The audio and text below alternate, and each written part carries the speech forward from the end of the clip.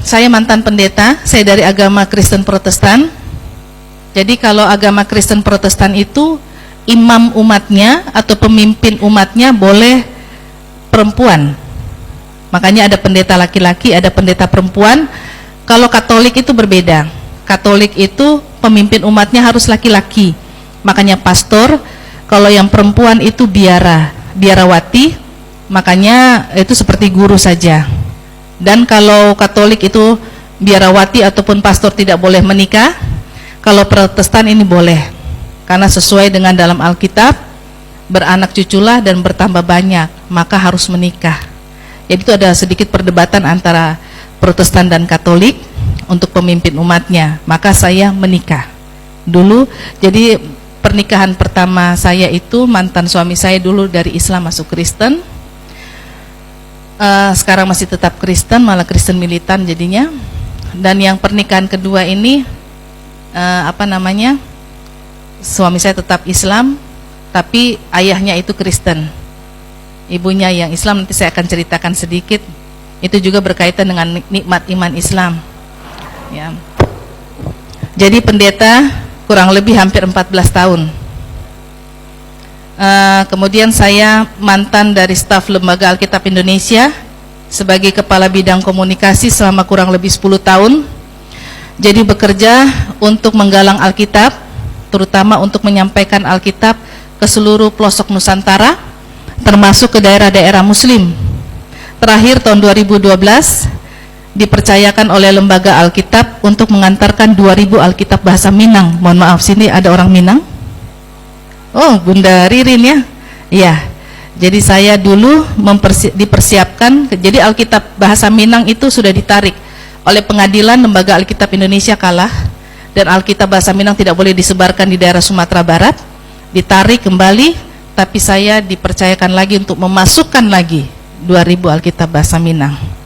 Kenapa perempuan? Jadi saya dulu belusukan. Yang biasa belusukan kan biasa laki-laki ya. Tapi gereja mengirim saya perempuan untuk sampai ke daerah-daerah Muslim. Makanya saat ini ketika sudah Islam, saya harus bongkar bagaimana cara strategi misionaris untuk masuk ke daerah-daerah Islam, supaya minimal kita umat Islam siaga, tahu, dan tidak hanya membentengi diri, babak belur diserang sana sini, tapi kita bukan hanya membentengi diri, tapi bagaimana punya ilmu juga mengcounter dakwah mereka. Seperti itu. Jadi 2012 mengantarkan 2000 Alkitab bahasa Minang, dan akhirnya karena dianggap berhasil pulang dari mengantarkan Alkitab bahasa Minang, saya dipersiapkan untuk memasukkan 2000 Alkitab bahasa Madura ke Sumeneb. Jadi istilahnya mereka mengatakan pekerjaan saya ini taruhannya nyawa. Qadarullah saat itu saya resign. Ada sedikit masalah dengan keluarga, akhirnya saya resign. Lalu saya tetap sampai ke Sumeneb 2 tahun berikutnya. Alhamdulillah dengan ibu-ibu pengajian. Jadi tidak mengantarkan Alkitab, tapi bersama dengan ibu-ibu pengajian Allah membuat saya bisa sampai ke daerah Sumeneb. Saya bersyukur sekali. Dan kemudian selama di Lembaga Alkitab Indonesia, insya Allah nanti di lain kesempatan saya akan juga bongkar bagaimana strategi ekonomi umat Kristen untuk masuk menguasai ekonomi Islam. Itu penting sekali. Makanya bidang khusus saya sebenarnya bidang pemurtadan, mengcounter pemurtadan. Karena saya bukan mantan kafir saja, tapi mantan pelaku pemurtadan. Jadi saat ini harus saya mentarbiah umat Islam untuk tahu segi-segi mana saja kita diserang. Ada 9 elemen, itu tidak bisa di waktu yang sama ini. Insya Allah di waktu yang berikut.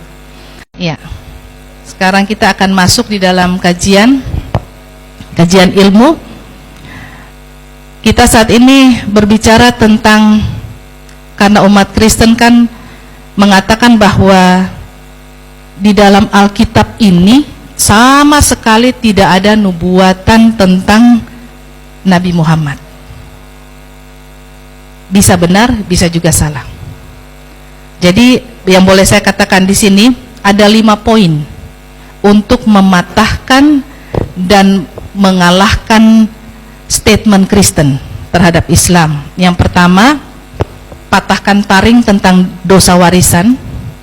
Karena Kristen punya prinsip dosa waris, ternyata dalam Alkitab tidak ada.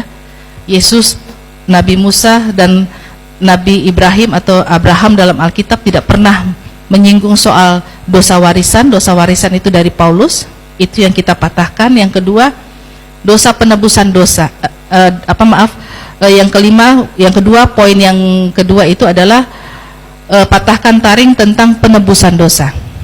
Jadi tidak ada penebusan dosa. Orang Kristen mengklaim bahwa Yesus mati untuk menebus dosa. Padahal sebenarnya Yesus mati karena kezoliman. Ya, karena kesalahan hukum di masa pemerintahan itu. Jadi kalau dikatakan bahwa Yesus itu mati menebus dosa, tidak. Tapi Yesus diserahkan karena kezoliman dari pemerintahan saat itu. Itu yang harus dibuktikan dalam Alkitab. Ketiga, pembuktian soal Trinitas. Yesus tidak pernah membawa konsep Trinitas. Makanya dikatakan sama umat Kristen, mereka percaya tentang Trinitas. Kalau gitu mereka bukan pengikut Yesus, tapi pengikutnya Paulus. Yang keempat, tunjukkan kesalahan Alkitab tentang penulisan Nabi Ismail diganti dengan Nabi Ishak. Dan itu yang membawa saya kepada satu keyakinan bahwa Islam yang benar, dan akhirnya selesai saya membahas ini, saya memutuskan masuk Islam. Dan yang kelima, pahami nubuatan tentang kedatangan Nabi Muhammad SAW yang ada di dalam Alkitab ini, yang sebentar akan kita bongkar. Nah, statement ini yang akan kita insya Allah pahami, tapi yang terpenting harus Al-Quran dulu kuat dalam hati. Kalau kita tidak paham Al-Quran, itu sama seperti orang Kristen. Mereka terombang-ambing dalam kesesatan. Umat Islam yang tidak punya Al-Quran dalam dadanya, dia akan mengklaim bahwa memang Kristen itu benar. Makanya yang pertama harus kita kuatkan adalah Al-Quran dalam dada kita.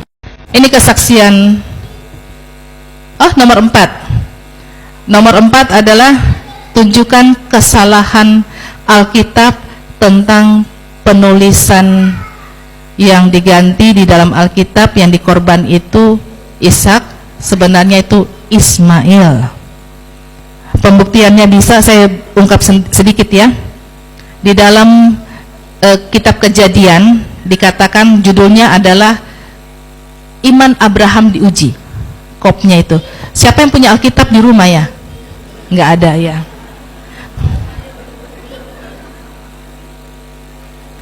Alhamdulillah.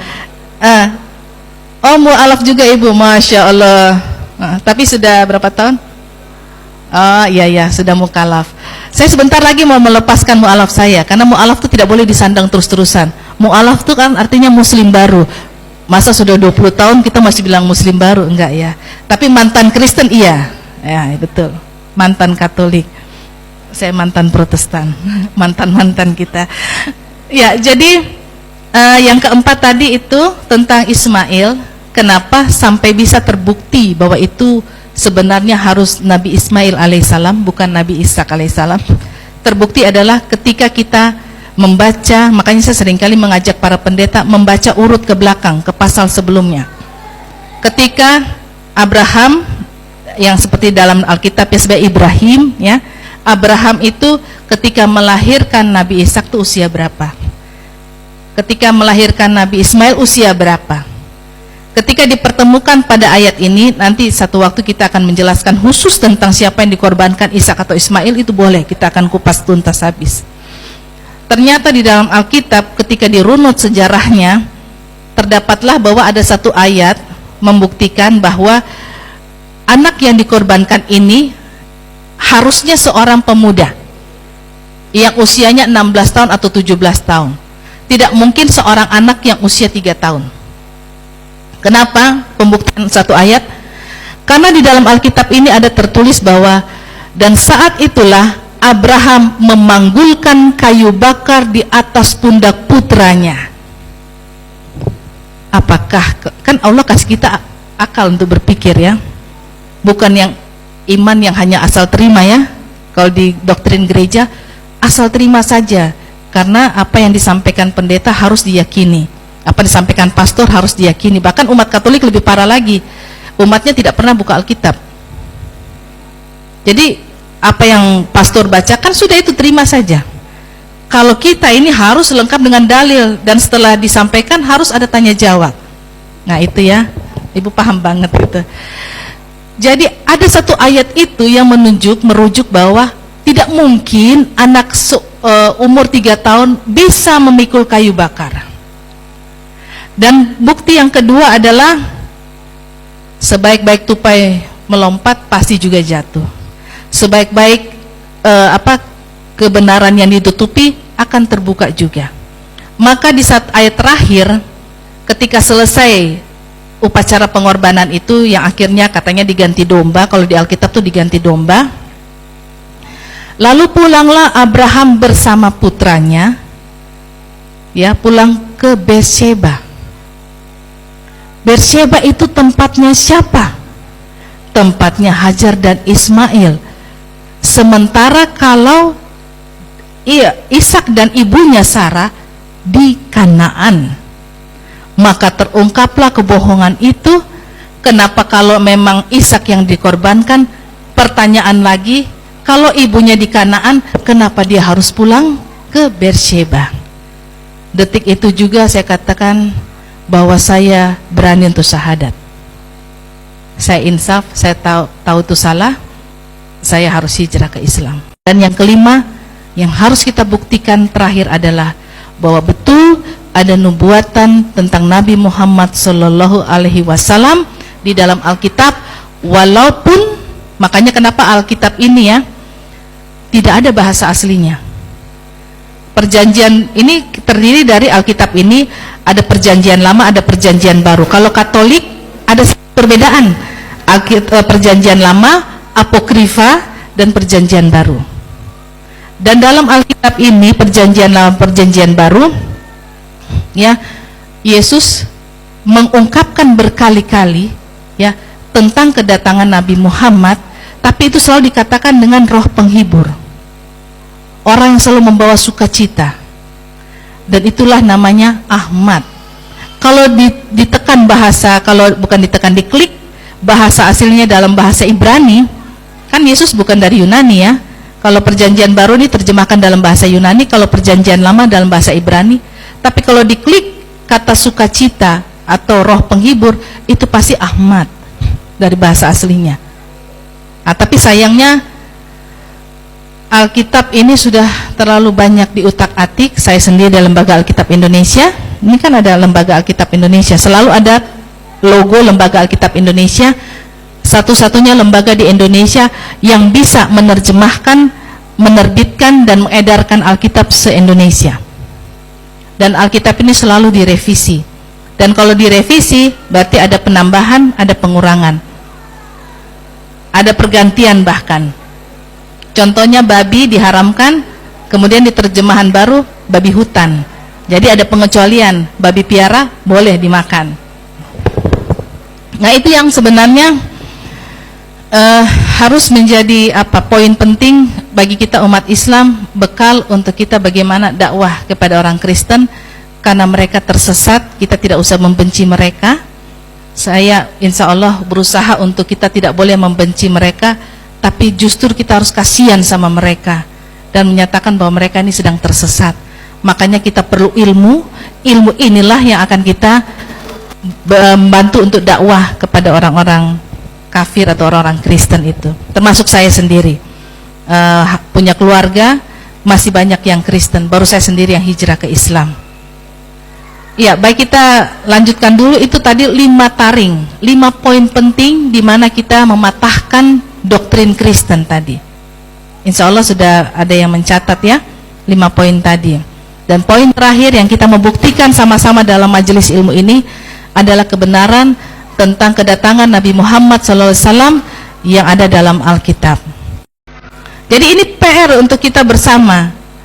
Jadi kadang orang perlu strategi untuk menyampaikan Islam. Jadi jangan asal menyampaikan Islam ya, tapi kita perlu strategi, kita perlu ilmu. Nah insya Allah ini yang coba salah satu ilmu yang akan kita dalami.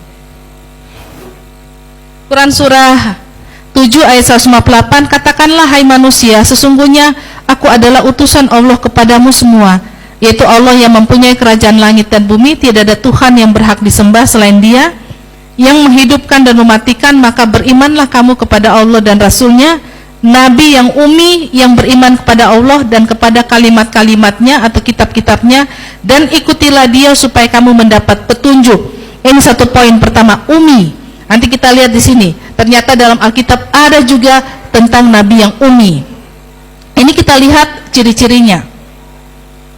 Pertanyaannya, tapi apakah pernyataan ayat-ayat Al-Quran tersebut diakui juga oleh pengikut agama lain seperti Yahudi, Kristen, Hindu, Buddha?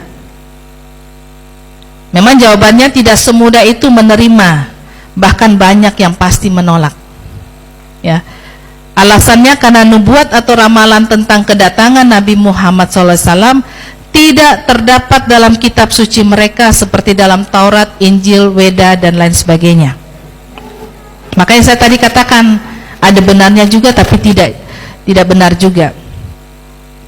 Nah, nubuat kedatangan Nabi Muhammad SAW dalam Taurat Musa.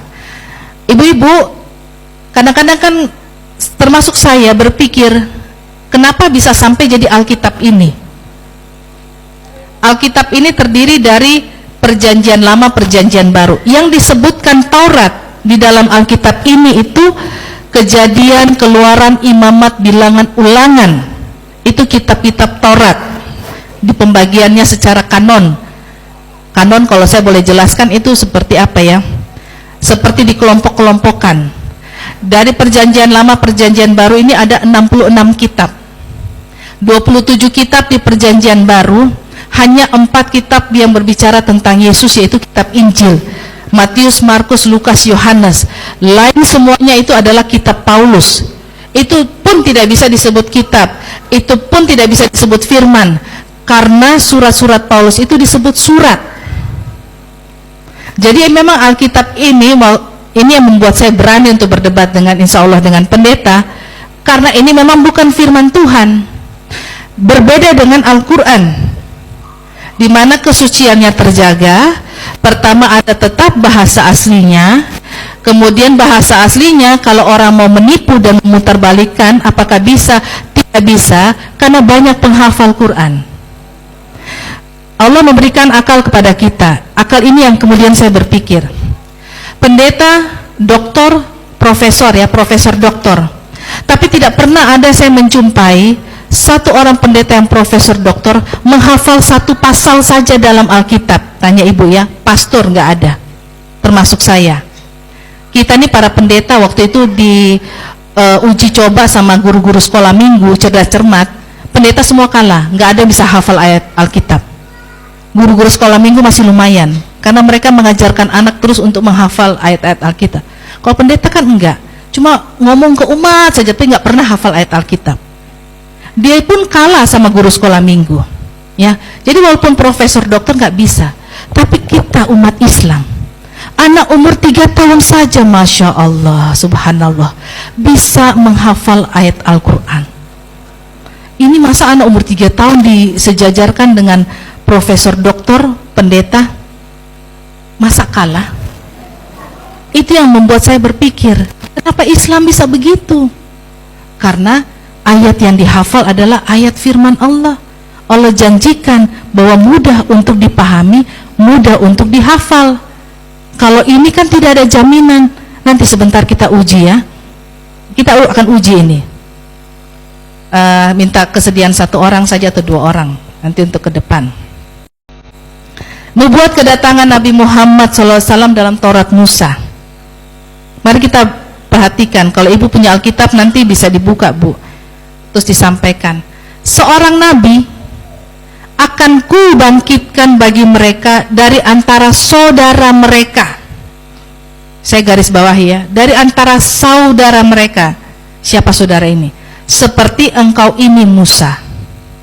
Aku akan menaruh firmanku, ku ini maksudnya Allah, dalam mulutnya, dan ia akan mengatakan kepada mereka segala yang kuperintahkan kepadanya. Tolaknya pendapat orang Kristen bahwa tidak ada satupun ayat tentang nubuat Nabi Muhammad dalam Taurat itu terbukti ya. Dalam ayat lain di Taurat menyatakan bahwa Nabi tersebut bukan dari kalangan umat Israel Yahudi. Ini ayatnya. Kitab Ulangan 34 ayat 10. Ini kita harus sampaikan kepada orang Kristen. Seperti Musa yang dikenal Tuhan dengan berhadapan muka, maka tidak ada lagi nabi yang bangkit di antara orang Israel. Artinya sudah finish. Batasnya hanya sampai Yesus. Seperti Musa yang dikenal Tuhan dengan berhadapan muka, ya kita tahu Nabi Muhammad kan juga berhadapan muka, peristiwa Isra Miraj. Tidak ada lagi nabi yang bangkit di antara orang Israel seperti itu. Saya bikin perbandingannya. Siapakah nabi yang seperti Musa, Muhammad atau Yesus? Satu, ayah dan ibu. Nabi Musa memiliki seorang ayah dan seorang ibu. Nabi Muhammad punya juga seorang ayah dan seorang ibu. Tapi Nabi Isa atau Yesus hanya punya seorang ibu, tapi tidak punya seorang ayah. Ini membuktikan bahwa yang seperti Musa adalah Nabi Muhammad, bukan Yesus. Saya mundur kembali. Ini ayat-ayat yang tadi dikasih dalam Alkitab. Kitab Ulangan 34 ayat 10. Ini dalam kitab Taurat. Ya, seperti Musa yang dikenal Tuhan dengan berhadapan muka. Jadi ini sekarang pertentangan. Siapa yang disebut? Orang Kristen mengatakan itu Yesus. Ya. Tapi kalau kita lihat ciri-cirinya, seperti Musa, pertama ayah dan ibu itu sudah membatalkan saja. Yesus nggak masuk golongan ini. Kedua, kelahiran. Nabi Musa lahir secara normal dan alamiah, artinya pertemuan sperma dan indung telur dari ayah dan ibunya. Nabi Muhammad juga demikian. Tetapi Nabi Isa alaihissalam atau Yesus lahir tidak melalui hubungan suami istri. Ini jelas sekali membuktikan bahwa Nabi Muhammadlah yang sama seperti Nabi Musa, bukan Yesus. Ketiga, perkawinan. Nabi Musa dan Nabi Muhammad menikah, kawin, dan punya anak. Sedangkan Yesus tidak menikah dan tidak punya anak. Ini membuktikan bahwa yang seperti Nabi Musa adalah Nabi Muhammad sallallahu alaihi wasallam. Bukti yang berikutnya lagi, penerimaan oleh kaumnya. Nabi Musa dan Nabi Muhammad sama-sama diterima dan diakui oleh kaumnya atau umatnya, betul ya? Nabi Musa kan diakui, Nabi Muhammad apalagi kita, Masya Allah, kita bangga sekali sebagai umatnya Nabi Muhammad. Tetapi Yesus sendiri tidak diakui oleh kaumnya sendiri. Orang Kristen tahu itu, saya dulu pun tahu. Yesus tertolak oleh kaumnya sendiri, yaitu Yahudi. Makanya Yahudi benci sekali, para ahli Taurat benci sekali kepada Yesus. Bahkan menurut Alkitab, Yesus dibunuh oleh kaumnya sendiri. Siapa yang menyalibkan Yesus kalau bukan para ahli Taurat, para orang Yahudi? Ini membuktikan bahwa Nabi Muhammadlah Rasul seperti Nabi Musa, bukan Yesus. Yang keenam, kematian. Nabi Musa dan Nabi Muhammad meninggal secara wajar dan dikuburkan. Sedangkan Yesus oleh kaum Kristen mati, dibunuh dan digantung pada kayu salib. Ini berarti Nabi Muhammadlah yang seperti Nabi Musa, bukan Yesus. Mudah sekali ini. Tapi kalau memang tidak diberikan hidayah, ya begitu. Alhamdulillah ya. 7 jelmaan. Nabi Musa dan Nabi Muhammad tidak pernah dianggap Tuhan oleh kaum dan umatnya. Pernahkah kita menganggap Nabi kita, Nabi Muhammad SAW sebagai Tuhan? Tidak kan? Nabi Musa juga begitu. Kaumnya tidak menganggap dia sebagai Tuhan. Tapi Yesus dianggap sebagai jelmaan Tuhan oleh orang Kristen. Tuhan pada hari Natal yang turun ke dunia menyerupai manusia dalam diri Yesus Kristus yang lahir sebagai bayi yang tak berdaya, kemudian disembah sebagai Tuhan. itu musyriknya luar biasa. Makanya kenapa kita tidak boleh mengucapkan selamat Natal, karena ketika kita mengucapkan selamat Natal atau toleransi seperti itu, kita sudah menggadaikan akidah kita. Memang sepele sebenarnya, sepele kelihatannya, tapi itu luar biasa musyrik, ya. Makanya kalau banyak orang tanya, kalau gitu saya harus ucapkan apa? Ya ucapkan saja selamat, semoga kamu diberikan hidayah. Kalau dia marah-marah, ya tidak apa-apa. Loh, saya begitu. Saya ucapkan selamat, tapi jeda berikut saya katakan pada adik saya, semoga kamu diberikan hidayah. Langsung ditarik tangannya dari saya. Loh, saya katakan, saya doakan kamu yang baik. Karena hidayah itu mahal. Hidayah bukan datang dari saya, hidayah itu dari Allah. Berbusa-busa mulut saya menerangkan tentang Islam kepada kamu, tapi kalau Allah tutup kamu dengan pikiranmu sendiri, tidak diberikan hidayah, sampai kapanpun juga tidak bisa kamu masuk Islam. Makanya seringkali saya suka agak menegur beberapa orang yang mengatakan, saya sudah Islamkan orang banyak. Maaf, bukan mengislamkan. Kita tidak mampu mengislamkan. Kalau kita mampu mengislamkan, Nabi Muhammad lebih dulu mampu islamkan paman-pamannya. Tapi sampai meninggal kan ada paman yang tidak bisa masuk Islam, yang tidak mau masuk Islam, maksud saya. Nabi kita saja tidak bisa mengislamkan pamannya, kenapa kita bisa mengislamkan orang? Jadi hati-hati, jangan sampai amal kita tertolak karena riya seperti itu. Jadi kita hanya patut, kalau dia masuk Islam, alhamdulillah, karena Allah yang kasih hidayah. Bahkan dalam Al-Quran, hidayah itu hanya hak prerogatif Allah. Kita hanya bertanggung jawab menyampaikan, tapi untuk persoalan hidayah kita lepas tangan. Itu sudah haknya Allah. Ya, ini berarti Nabi Muhammad lah yang sama seperti Nabi Musa. Karena Nabi Musa dan Nabi Muhammad tidak pernah dianggap Tuhan oleh kaum dan umatnya. Tapi kalau Yesus dianggap Tuhan. Makanya saya katakan 40 tahun saya menyembah Tuhan yang keliru. Bayangkan, makanya luar biasa nikmat iman Islam. Makanya sudah sebagai rasa syukur saya, makanya dakwah Islam itu harus disampaikan. Itu sebagai wujud syukur nikmat iman Islam, harus menyampaikan. Yang ke-8, dosa. Nabi Musa dan Nabi Muhammad sama-sama mati tidak menanggung dosa umat. Ya, apakah Nabi kita meninggal menanggung dosa umat? Tidak kan? Ya, dosa ditanggung masing-masing.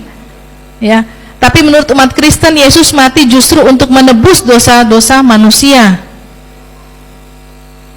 Maka ini berarti Nabi Muhammad lah Nabi yang serupa seperti yang disampaikan dalam Taurat, bahwa akan ada Nabi yang datang, tapi dari saudaramu, ya, saudaranya seperti Musa, kan Musa dari keturunan Ishak, ya, tapi kan ada saudaranya Ishak, yaitu Ismail. Berarti saudara yang lain, berarti itu dari Nabi Ismail alaihissalam.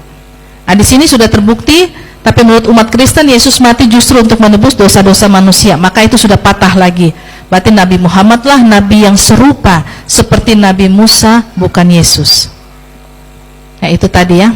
Ada 8 hal yang bisa kita sampaikan, kita ajak bicara keluarga, tetangga, teman, sahabat kita, berbicara tentang bahwa Nabi Muhammad ini ada dalam kitab sucimu. Tapi kamu jangan marah. Ya. Kita fair-fairan saja. Saya berdoa semoga kamu diberikan hidayah. Memang itu resiko. Adik saya marah-marah sampai saat ini. Saya katakan lembutkan hatimu, karena kalau kita mau tahu tentang mana yang benar dan mana yang salah, jangan marah.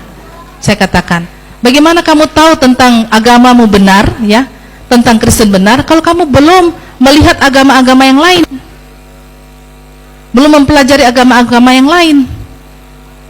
Sesuatu yang kita tahu itu salah setelah kita ada pembandingnya, betul ya? Kalau nggak ada pembandingnya kan kita nggak bisa menyatakan bahwa itu yang benar, ini salah, kan tidak ada pembanding. Nah, ini bisa menjadi pembanding. Sampai saat ini kakak saya yang pendeta nggak berani untuk dialog, karena dia katakan saya seperti virus.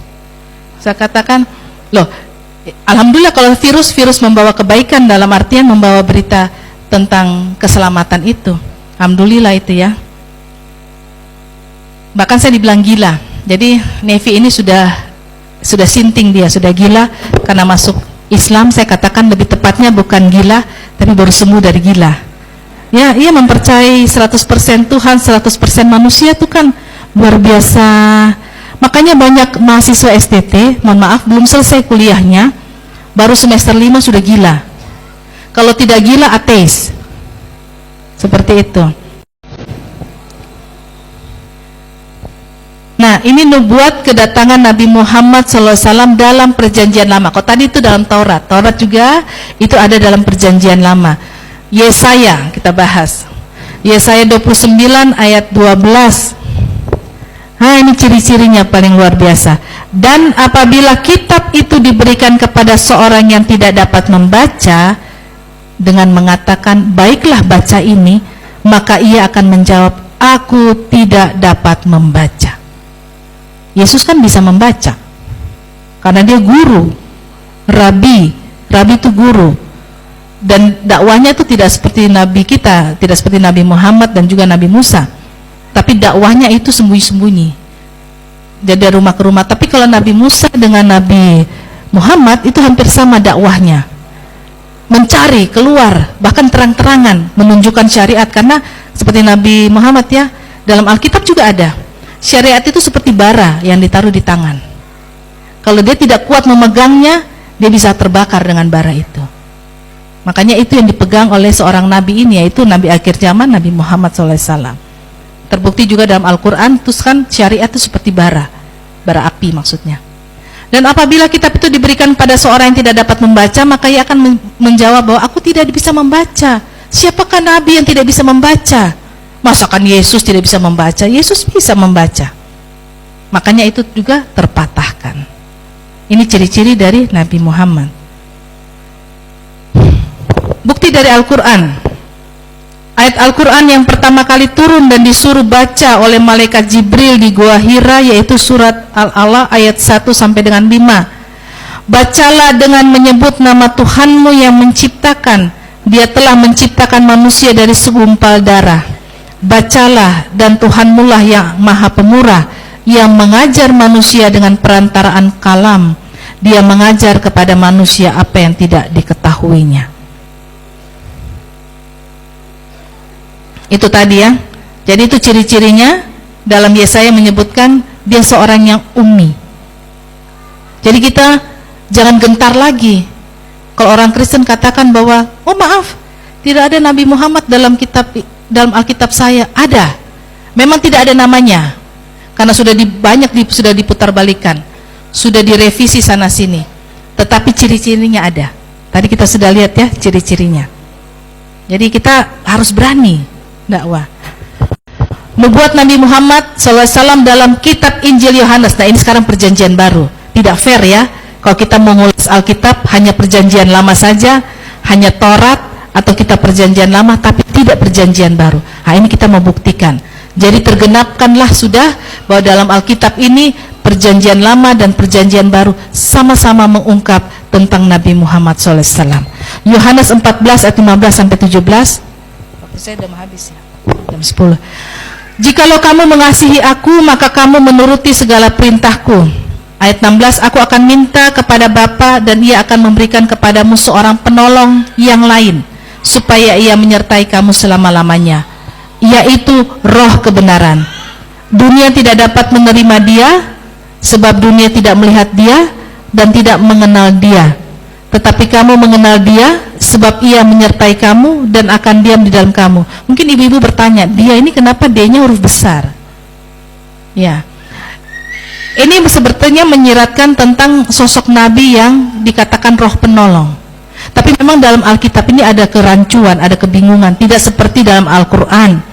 Kalau Al-Quran kan jelas kalau kami menyatakan tentang Allah itu K-nya tuh besar, itu hanya milik Allah saja. Tapi kalau di Alkitab ini ada banyak selain Allah, manusia juga bisa huruf besar. Dia ini bisa menyangkut Yesus, makanya kurang jelas. Dia ini juga bisa mengacu kepada pihak lain yang kita masih tanda tanya pihak itu siapa. Makanya harus perlu diteliti lagi pasal-pasal sebelumnya. Tapi yang saya maksud dengan dia D huruf besar ini, itu dia tentang nubuatan tentang Nabi yang akan datang. yang disebut dengan roh kebenaran. Kita lihat ya. Injil Yohanes 16 ayat 12 sampai 14, masih banyak hal yang harus kukatakan kepadamu, tetapi sekarang kamu belum dapat menanggungnya.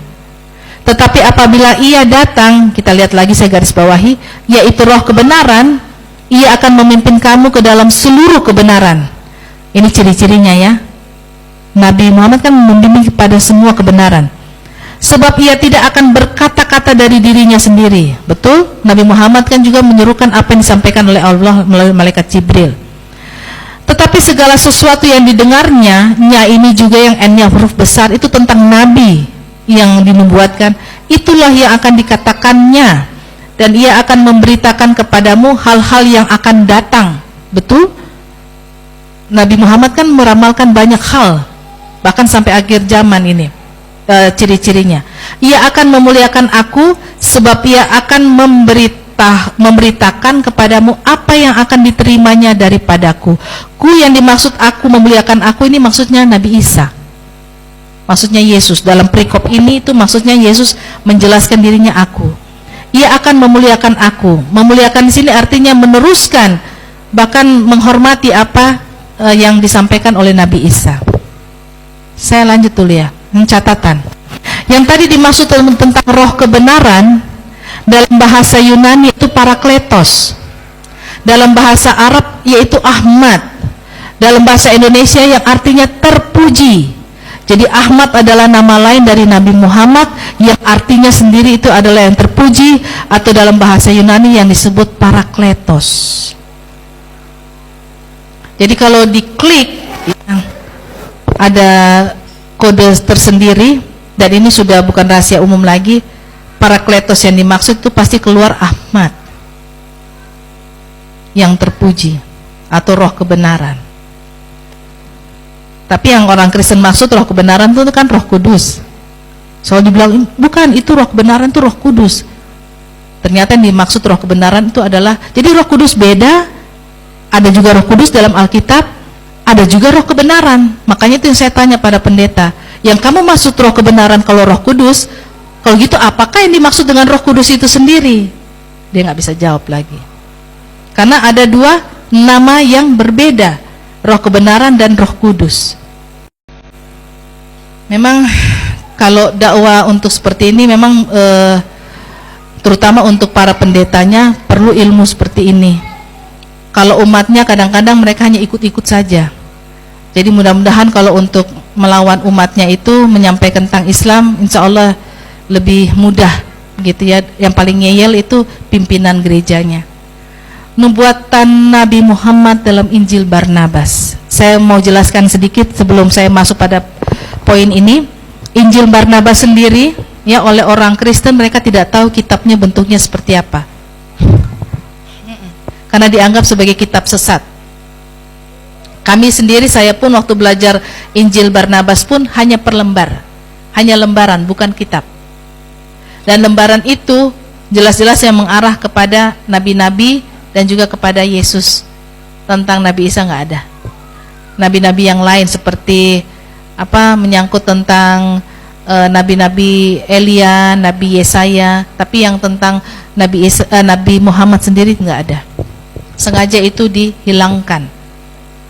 Tapi ini ada tercatat, menurut salah satu versi dari Injil Barnabas, kemudian imam itu berkata, kita cocokkan tadi ya, dengan nama apakah Mesias itu akan dipanggil? Mesias itu berarti orang yang diurapi, orang yang diberi amanah. Yesus menjawab, Muhammad adalah namanya yang diberkati. Dan Yesus mengaku dan mengatakan kebenaran, aku bukanlah Mesias itu.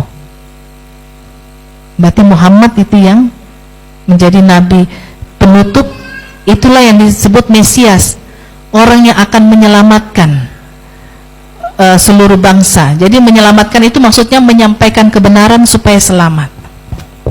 Yesus mengatakan, aku bukan Mesias itu, tapi yang Mesias itu adalah Muhammad.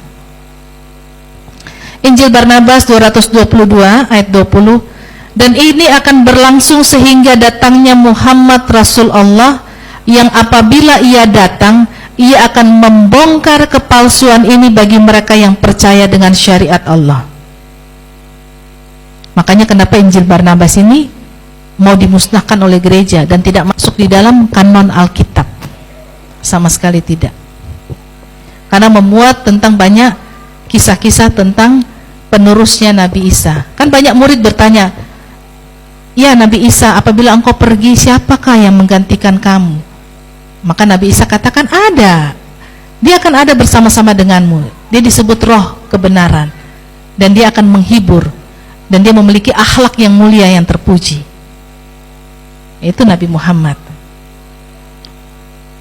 Injil Barnabas 163 ayat 7-9, para murid menanyakan, "Ya guru, siapakah gerangan orang yang engkau sebut-sebut yang akan datang ke dunia ini?" Betul ya tadi saya katakan, itu ada dalam Injil. Yesus menjawab dengan hati gembira, "Dia adalah Muhammad, Rasul Allah." Maka apabila ia datang ke dunia ini, ia akan menjadi sebab terwujudnya amal-amal yang soleh di kalangan manusia, dengan rahmat yang besar yang dibawa olehnya. Karena waktu zamannya Nabi Musa belum ada amal-amal soleh. Ini sekarang kan kita banyak melakukan amal-amal soleh, amal ibadah, amal puasa, ya, amal menuntut ilmu, amal istri soleha, ya, amal berjihad di jalan Allah. Tapi waktu zamannya Nabi Musa, Nabi Ibrahim alaihissalam, Nabi Ishak, Nabi Yakub, bahkan Nabi Isa alaihissalam belum ada amal-amal itu. Ini baru Nabi Muhammad. Mereka hanya, Nabi Musa hanya membawa syariat, tapi tidak membawa perintah untuk melakukan banyak amalan. Menurut salah satu versi dari Injil Barnabas, Yesus menyangkal bahwa dialah sang Mesias itu dan mengklaim bahwa Mesias akan datang dari keturunan Ismail, Nabi Ismail alaihissalam, yakni dari Arab. Pada saat itu Yesus berkata, "Engkau menipu dirimu sendiri, karena Daud di dalam roh menyebutnya Tuan, dan dengan demikian Allah berkata kepada Tuanku, duduklah di sebelah kananku, sampai musuh-musuhku kutaruh di bawah kakimu lawan-lawanmu, pijakan kakimu. Allah akan mengirimkan tongkatmu sehingga engkau berkuasa di antara lawan-lawanmu. Bila utusan Allah yang engkau sebut Mesias adalah anak Daud, bagaimana mungkin Daud menyebutnya Tuan? Percayalah padaku, karena sesungguhnya aku berkata kepadamu bahwa janji itu telah dibuat dalam diri Ismail, bukan Ishak."